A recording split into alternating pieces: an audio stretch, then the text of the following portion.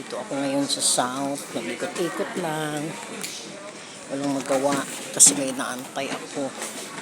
Yung kausap ko ngayon wala pa.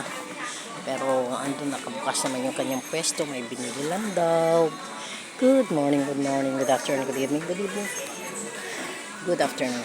See guys, so ang mamahal na ng mga ayan dati yung mga Diyos ko, 24 na, ayan mga prices na mga ayan grabe. Grabe na mga prices ngayon. Alam niyo ba guys, ang mga kabunsuan, yung mga yung gasolina dito, grabe, ang mahal. Di mo na malaman kung ano. Kaya ito, niikot-ikot lang ako dito, ayan. See? Kikita niyo yung mahal ang presyo. Ang bango-bango nga Nandito ako. Bango-bango lang. Yan. Nagbablog-lag ako ha. Yan sila Yan. Ayan sila. Yan. Nakunang-kunang ko lang sila para may upload naman ako. Hindi naman pwedeng wala. Diba? Kaya dito lang ako. Yan.